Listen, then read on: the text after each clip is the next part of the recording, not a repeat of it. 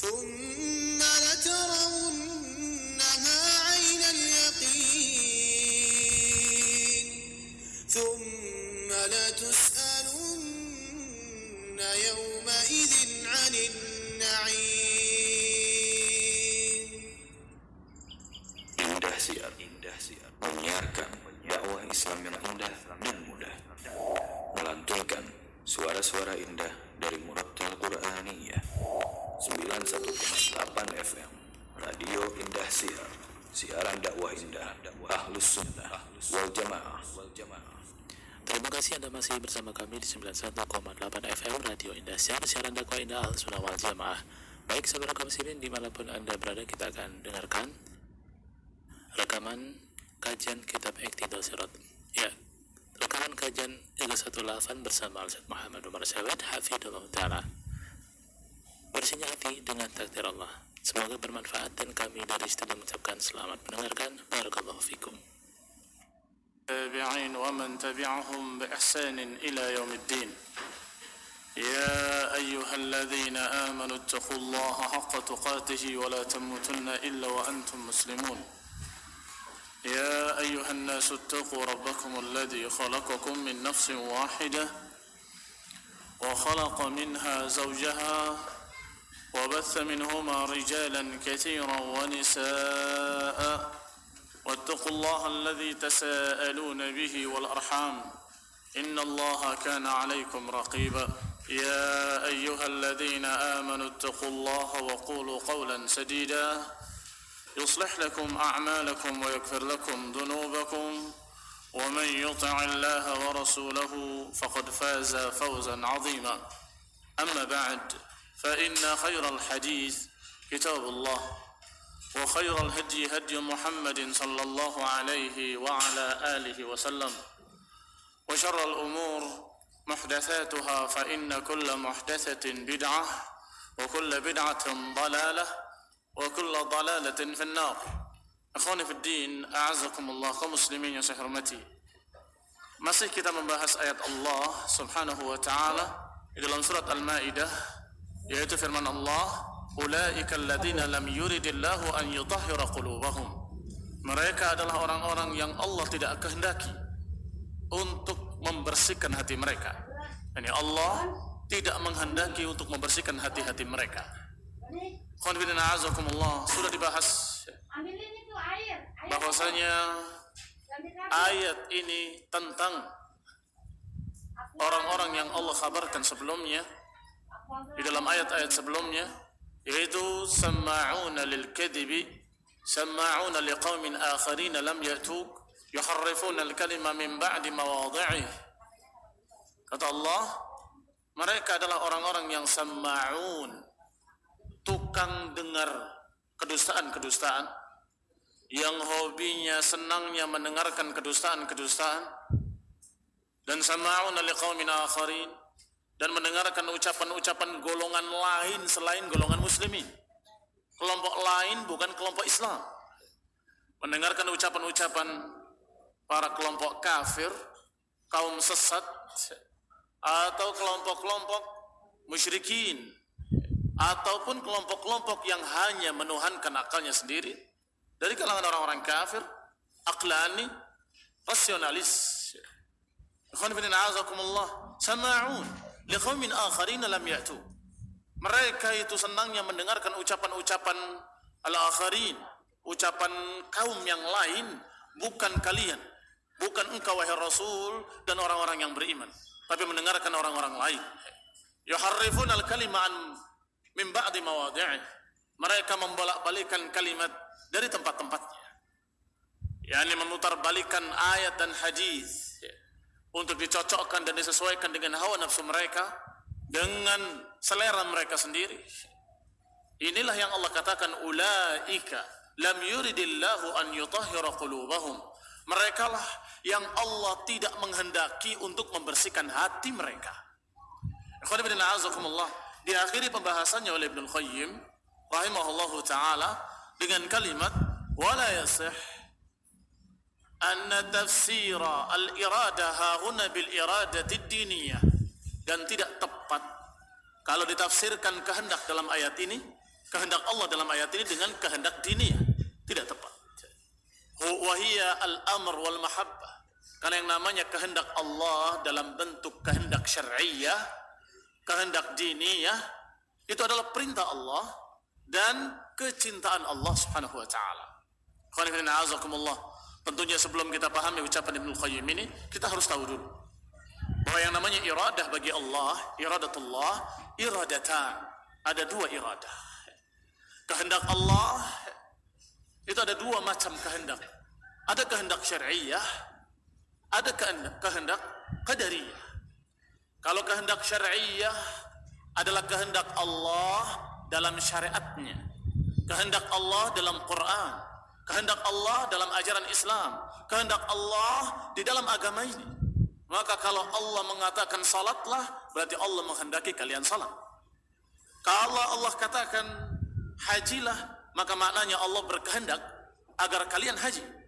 Ini namanya kehendak Allah dalam bentuk syar'iyah. Tetapi ada kehendak lain bagi Allah, yaitu kehendak qadariyah, yang diistilahkan dengan iradah kauniyah al-qadariyah. Kehendak Allah dalam bentuk kaun, dalam bentuk takdir, yang Allah Subhanahu wa taala menghendaki seluruh yang terjadi. Semua yang terjadi atas kehendak Allah. Tetapi kehendak takdir, kehendak qadariyah, kehendak kauniyah. Maka apa yang terjadi di alam ini, kebaikan ataupun kejelekan, dengan kehendak Allah. Ma sya'akan wa man lam yasha' lam yakun. Apa yang Allah kehendaki pasti terjadi, apa yang tidak Allah kehendaki tidak akan terjadi. Ini iradah kauniyah al-qadariyah. Kehendak Allah secara takdir, secara qada wal qadar. Kalau kehendak secara qada wal qadar, berarti keimanan terjadi dengan takdir dari Allah, kekufuran juga terjadi dengan takdir dari Allah. Alaysa kadzalik? Bukankah demikian? Maka semua yang terjadi di alam ini, kebaikan atau kejelekan, kekufuran ataupun keimanan, itu semuanya biqadha wa qadar, dengan takdir dari Allah Subhanahu wa taala.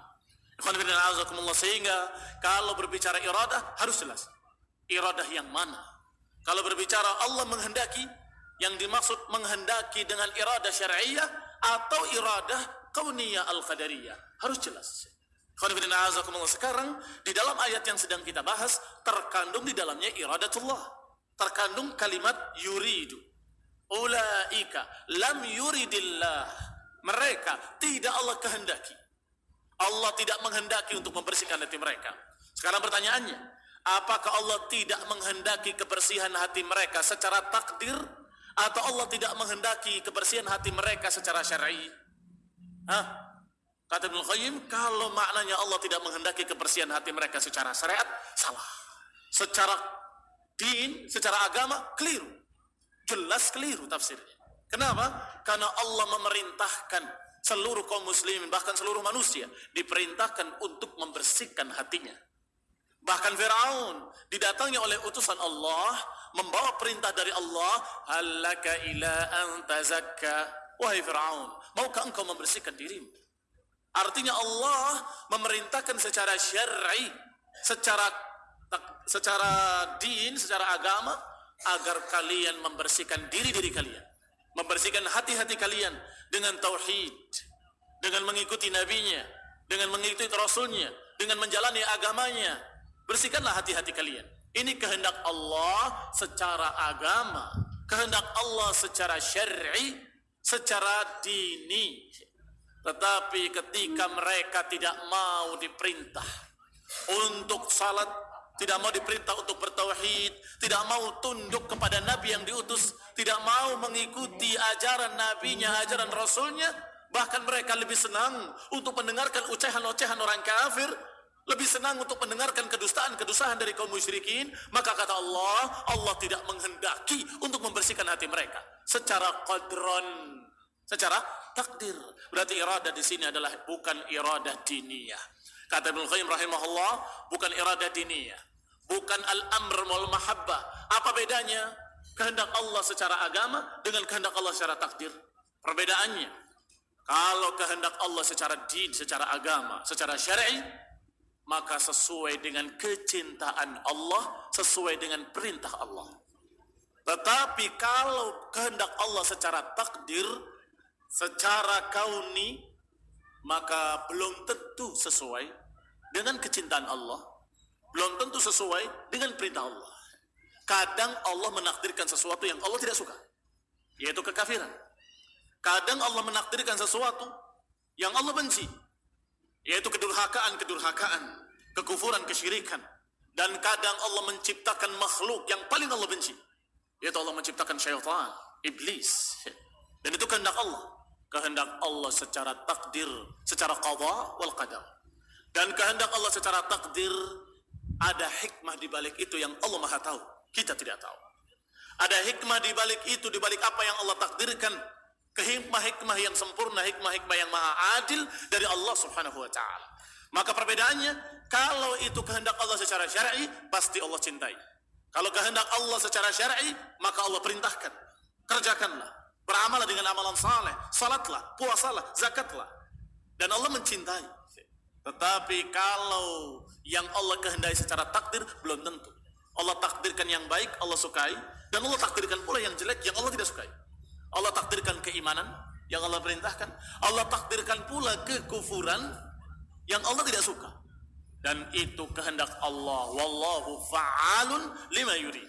Dan Allah maha menghendaki, maha mengerjakan apapun yang dikehendakinya. Allah mau berbuat apapun terserah Allah, dan Allah maha kuasa, maha bebas untuk berbuat apapun sekehendaknya. Inilah fa'alun lima yurid. Allah adalah maha melakukan apapun yang dikehendakinya.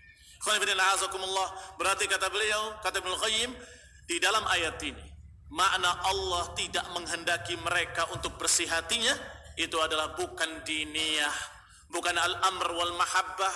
Fa innahu subhanahu wa ta'ala qad arada dzalika lahum amran, karena Allah sudah menghendaki secara agama untuk bersih hatinya. Bersihkanlah hati kalian, Allah sudah menghendakinya. Wa thiyabaka fatahhir, dan pakaianmu bersihkanlah, kata Allah. Sudah Allah kehendaki amran secara perintah, wa mahabbatan, dan secara cinta. Innallaha yuhibbut tawwabin wa yuhibbul mutatahhirin. Berarti Allah cinta, Allah suka dengan yang bersih.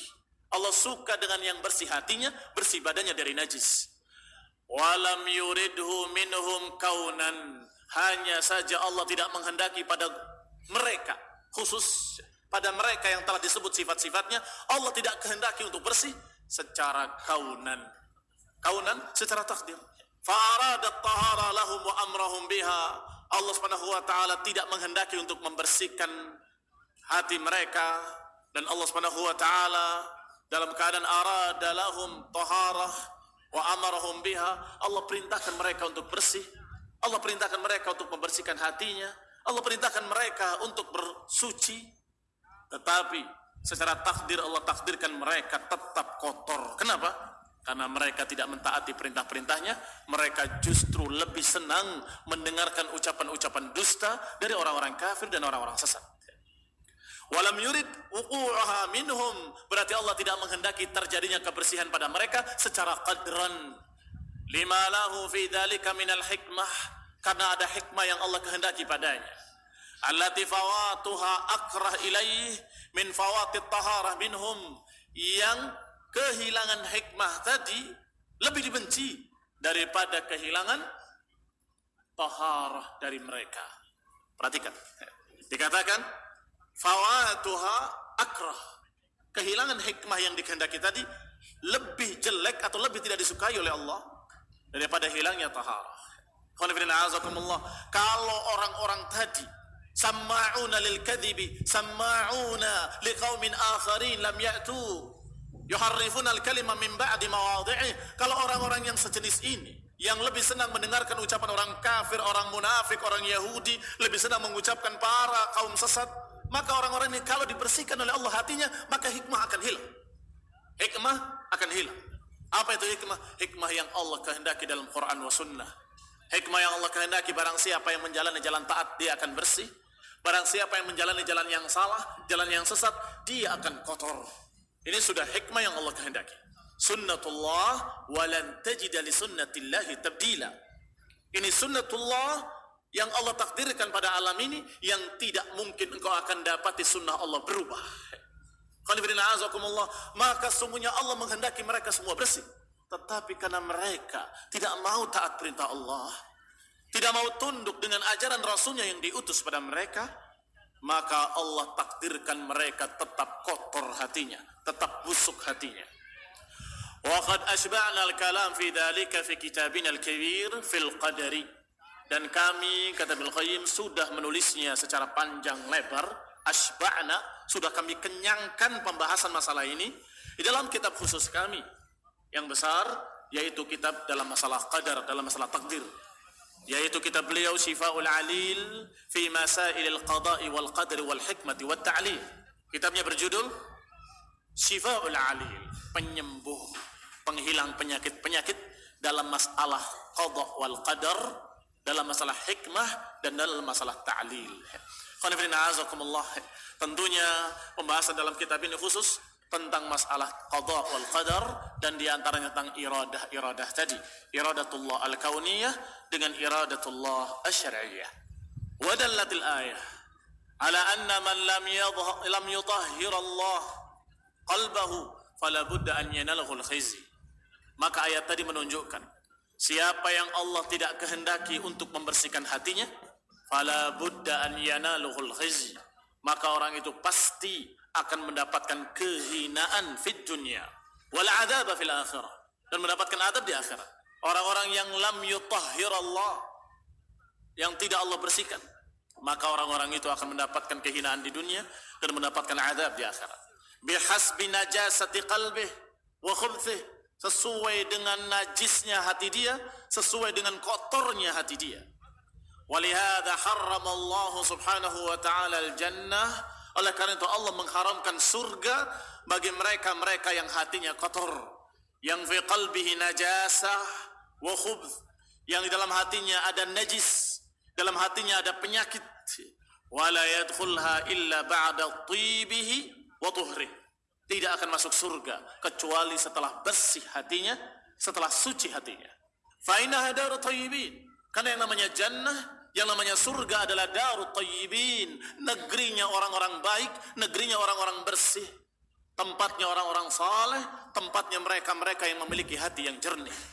Walihada yuqalu lahum, oleh karena itu Allah katakan pada mereka, para ahli surga, untuk mempersilahkan masuk ke dalam surga dengan kalimat tibtum fadkhuluha khalidin.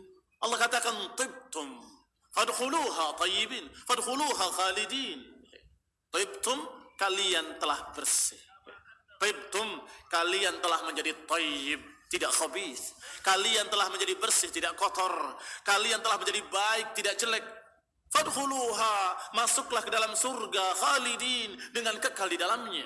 Berarti yang dipersilahkan masuk oleh Allah Subhanahu wa taala adalah kaum thayyibin, kaum yang Allah gelari dengan kalimat tibtum, kalian telah menjadi bersih. Fal jannatu la yadkhuluha khabith, maka surga tidak dimasuki oleh orang-orang yang jelek, orang-orang yang kotor hatinya. Wala man fihi syai'un minal khubthi, tidak pula dimasuki oleh orang-orang di dalamnya ada penyakit atau ada kotoran walaupun sedikit. Faman tatahhara fid dunya, barang siapa yang membersihkan dirinya dan membersihkan hatinya di dunia. Walaki Allahu tahiran, dan menemui Allah dalam keadaan suci, bersih dari najasah, bersih dari kotoran-kotoran. Dakhalaha bighairi mu'awwiq, maka dia akan masuk tanpa penghalang apapun. Wa man lam yatatahhar fid dunya, sedangkan mereka-mereka yang tidak membersihkan dirinya di dunia, tidak membersihkan hatinya di dunia, fa in kanat najasatuhu 'ainiyah, maka orang yang tidak membersihkan hatinya di dunia, dilihat kalau kotorannya, najisnya adalah najis aini, intinya najasah, yaitu kekafiran, itu intinya najasah, intinya kekotoran adalah kesyirikan dan kekufuran. Kalau kotornya kotor yang seperti itu, berarti sudah murni kekotoran. Lam yadkhulha bihal, tidak akan masuk surga bihal, enggak akan masuk surga bagaimanapun. Hatta yalijal jamalu fi sammil khiyat, hatta yalijal jamalu fi sammil khiyat, tidak akan masuk ke surga sampai unta bisa masuk ke lubang jarum. Artinya mustahil, tidak mungkin, tidak akan bisa masuk surga abadan abidina, khalidan khalidina, enggak akan bisa masuk. Wa in kanat najasatuhu kasbiyah, Tetapi kalau najisnya bukan inti najis, bukan kekufuran, kesyirikan dan kekafiran, maka dilihat. Kalau itu adalah kasbiyah, yakni perbuatan-perbuatan jelek, perbuatan-perbuatan yang kotor, aridah, yang sifatnya aridah bukan inti, dakhalaha ba'da amma yatatahhar, maka dia juga tidak akan masuk surga kecuali setelah dibersihkan. Bagaimana pembersihannya yaumul qiyamah? Di dunia membersihkannya dengan ketaatan kepada Allah, dengan amalan saleh, dengan ibadah, dengan tauhid, dengan sunnah, itu di dunia.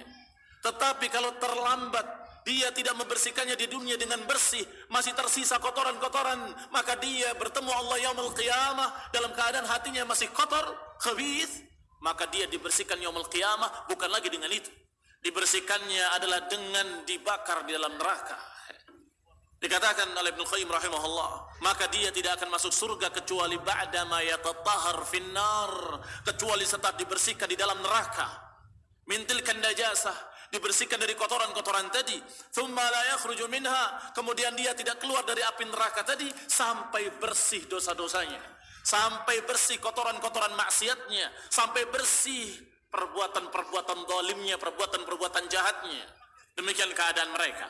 Hatta inna ahlal iman idza jawazu as-sirat habasu aw hubisu ala qantaratin bainal jannati wan nar. Oleh karena itulah sesungguhnya ahlul iman, orang yang punya iman, setelah melewati sirat, mereka tertahan di antara surga dan neraka. Fayuhadzabuna wa yunaqawna min baqaya baqiyat alaihim. Dibersihkan, disucikan, dicuci dia dari sisa-sisa kotoran yang masih ada pada mereka. yakni yang sudah dibersihkan di dalam neraka, sudah berhasil melewati sirat, masih dibersihkan lagi. Mereka dimasukkan ke dalam telaga yang menjernihkan dan membersihkan dirinya, dan keluar dari telaga tadi dalam keadaan bersih. Maka dia masuk jannah dalam keadaan tayyibin. Tibtum fadkhuluha khalidin. Kalian telah bersih, masuklah ke dalam surga. Qasurat bihim anil jannah. Mereka-mereka yang masih tertahan di antara surga dan neraka, mereka qasurat bihim anil jannah, mereka belum mencapai surga. Walam tujib lahum dukhulan nar, tetapi belum juga mereka terkena keputusan Allah untuk masuk neraka. Ini belum terkena keputusan Allah untuk masuk neraka, tapi masuk surga pun belum. Hatta idza hudzibu wa nuqu adina lahum fi dukhulil jannah. Setelah dibersihkan, dijernihkan, dibersihkan, maka diizinkan untuk masuk ke dalam surga. Wallahu subhanahu wa ta'ala bihikmatihi ja'ala ad-dukhul alaihi mawqufan 'ala at-taharah. Maka Allah subhanahu wa ta'ala dengan hikmahnya menjadikan masuknya seseorang ke dalam surga tergantung kebersihan hati, tergantung mauquf ala taharah, tergantung kebersihannya. Fala yadkhulul musalli alaihi hatta yatatahhar. Sebagaimana orang yang salat tidak boleh masuk ke dalam salat, tidak boleh memulai dengan takbiratul ihram kecuali setelah dia membersihkan dirinya dengan taharah. Fala yadkhulul musalli alaihi hatta yatatahhar. Maka tidak boleh seorang yang salat tidak boleh memulai takbiratul ihram kecuali setelah berwudu, atau kalau najisnya atau hadasnya hadas besar, maka dia harus mandi sampai bersih, baru dia boleh masuk ke dalam salat. Wa kadzalika ja'ala ad-dukhul ila jannati. Demikian pula Allah syaratkan untuk masuk surga, tidak boleh masuk ke dalam surga, tidak boleh masuk dalam pintu surga kecuali orang-orang yang setelah dibersihkan, disucikan. Kalau masuk ke dalam salat dibersihkan secara jasmani, bersih secara hissi, tetapi ketika masuk surga harus bersih secara ma'nawi. Bersih secara ma'nawi, yakni harus bersih dari kotoran-kotoran dosa, harus bersih dari kotoran-kotoran kezaliman, dari kotoran-kotoran kufur dan kemunafikan. Maka dikatakan kadzalika ja'ala ad-dukhul ila jannatihi mawqufan 'ala at-taharah, 'ala at-tayyib at-taharah. Fala yadkhulha illa tayyibun tahir. Maka tidak akan masuk surga kecuali seorang yang tayyibun tahir. Fahuma taharatan. Berarti kita mendapatkan dua jenis taharah, taharatul badan wa taharatul qalb. Taharatul badan inilah yang kita katakan tadi taharatul hissi, Dan taharatul qalbi inilah yang dikatakan taharatul ma'nawi, yakni kebersihan yang sifatnya hissi dan kebersihan yang sifatnya ma'nawi. Bersihan badan dan kebersihan hati. Tidak boleh masuk ke dalam salat kecuali badan pakaian harus bersih dari najis dan bersih dari hadas besar dan kecil. Demikian pula tidak boleh masuk surga kecuali harus bersih dari najis, bersih dari hadas besar dan hadas kecil, yaitu dalam bentuk ma'nawiyah. Apa najis besarnya? Najis besarnya kekufuran, kesyirikan. Apa najis lainnya? Yang di bawah itu dosa-dosa yang dikerjakan oleh kaum muslimin yang masih bertauhid. Walihada syara'a lil mutawaddi an yaqula 'aqiba wudhu'ihi. Oleh karena itu disyaratkan, dianjurkan bagi orang yang berwudu, setelah berwudu dia mengucapkan asyhadu an la ilaha illallah wa asyhadu anna muhammadan abduhu wa rasuluh. Allahumma ij'alni minat tawwabin waj'alni minal mutatahhirin. Dikatakan, aku bersaksi bahwasanya tidak ada ilah kecuali Allah, tidak ada yang berhak diibadahi kecuali Allah, dan aku bersaksi bahwa Nabi Muhammad adalah hamba Allah dan Rasulnya. Ya Allah, jadikanlah aku termasuk orang-orang yang tawwabin, yang selalu bertaubat. Waj'alni minal mutatahhirin, dan jadikan aku orang-orang yang selalu membersihkan, yang selalu bersuci. Tawwabin, bertaubat, membersihkan dari dosa-dosa.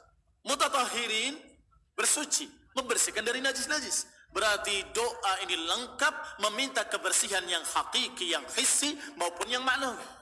Meminta kebersihan secara jasmani maupun kebersihan secara rohani. Meminta kebersihan badan dan meminta pula kebersihan hati. Hadis ini diriwayatkan oleh Tirmidzi dan disebutkan dalam Sahih Tirmidzi oleh Syekh Al-Albani. Hadis ini sahih. Diriwayatkan dari Umar bin Khattab. Wa qad rawahu Muslim wa Abu Dawud wan Nasa'i duna qawlihi, tapi dalam riwayat Muslim tidak ada ucapan Allahumma ij'alni minat tawwabin waj'alni minal mutatahhirin.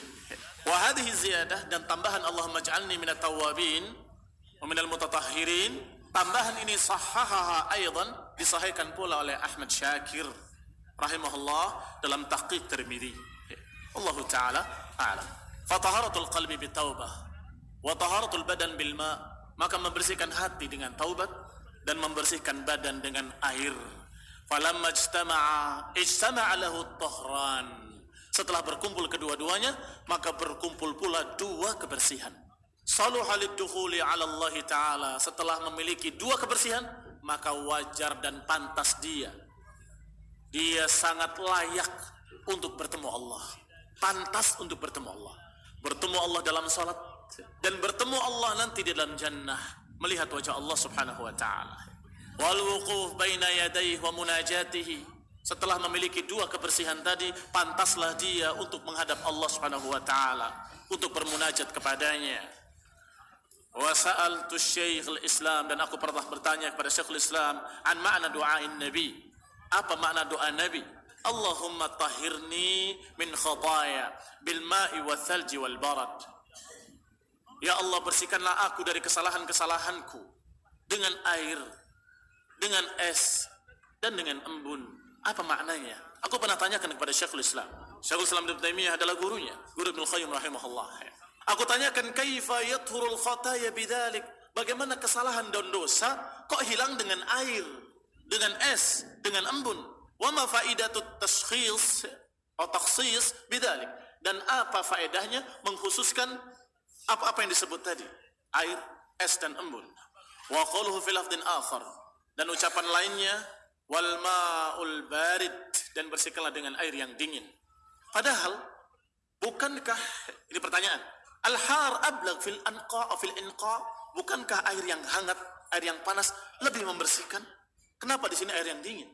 Faqala, maka dijawab oleh beliau rahimahullahu taala, al khataya tujib lil qalbi hararah wan najasah wa dha'fan. Yang namanya dosa akan membuat panas dalam hati, akan membuat najis dalam hati, dan akan membuat kelemahan. Fayartaghi al-qalb wa tattarim, maka hati tadi akan menjadi kotor dan kemudian dia dalam keadaan panas. Fihi narus syahwah wa najasah, di dalamnya ada api-api syahwat, di dalamnya ada api-api dosa. Wa tunajjisuhu, dan juga mengotorinya dengan najis. Fainal khataya wad dunub lahu bimanzilatil hatab. Karena yang namanya kesalahan dan dosa kedudukannya seperti kayu bakar. Dosa terhadap hati itu seperti kayu bakar yang membakar hati. Alladzi yamuddu an-nar wa yuqiduha, yang dengan panas semakin membara, dengan api semakin menyala. Walihadza kullama kathuratil khataya, oleh karena itu ketika kesalahan semakin banyak, ishtaddat narul qalbi wa dha'fuh, maka semakin menyala api di dalam hati dan semakin lemah hati itu. Wal ma yughsalul khubth wa yudfi'un nar, sedangkan air memiliki dua fungsi, membersihkan dan memadamkan. Subhanallah, air memiliki dua fungsi, membersihkan dan sekaligus memadamkan api yang menyala di dalam hati. Fa in kana baridan awrathal jismu salabah, kalau air itu dingin, maka di samping memadamkan apinya juga mendinginkan yang tadinya panas. Ikhwan fillah, azakumullah. Kadang api bisa mati dengan air, tapi panasnya masih tersisa. Panasnya masih membara, apinya sudah hilang, tetapi ketika dipegang dia dalam keadaan panas. Tetapi kalau air itu dingin, di samping memadamkan apinya juga mendinginkan panasnya, maka menjadikan hati salabah, menjadikan hati semakin kokoh kuat. Salabah wa quwwah. Fa in kana ma'ahu thalj, kalau diiringi lagi dengan es, wa barad dan juga embun, aqwa fit tabrid, maka lebih kuat lagi untuk mendinginkannya, lebih segera, lebih cepat mendinginkan. Wasalabatul jismi wa syiddatihi, kerasnya badan dan kokohnya jiwa akan lebih cepat. Fakana adhab li atharil khataya, maka akan lebih cepat untuk menghilangkan kesalahan-kesalahan. Hadza makna kalamu, ini makna ucapan Ibnu Taimiyah rahimahullahu taala. Khonibina azakumullah. Sehingga ketika Rasulullah SAW berdoa, ya Allah bersihkanlah dosa-dosaku dengan air, dengan ma'il barid, dengan thalj, dengan barad, dengan es, dengan embun, maka ini maknanya bersihkanlah dosa-dosa dalam hatinya. Bersihkanlah seperti dibersihkannya kama yunaqqa thawbul abyadu minad danas, sebagaimana bersihnya pakaian yang putih ketika terkena noda, ketika dibersihkan dengan air maka dia bersih. Dan meminta air yang dingin agar panasnya dosa menjadi hilang, agar panasnya kezaliman dan berbagai macam dosa-dosa akan semakin dingin, semakin hilang, semakin hilang, semakin hilang, sehingga kembali segar. Khonifidina azakumullah. Mereka yang membersihkan badannya dengan air yang dingin biasanya lebih segar dan semangat naik, semakin segar dan semakin nasyat. Wallahu ta'ala alam. Demikian makna ucapan Syekhul Islam Ibnu Taimiyah rahimahullah. Wabillahi taufiq. Subhanaka wa bihamdika la ilaha illa anta astaghfiruka wa atubu ilaik. Assalamualaikum warahmatullahi wabarakatuh.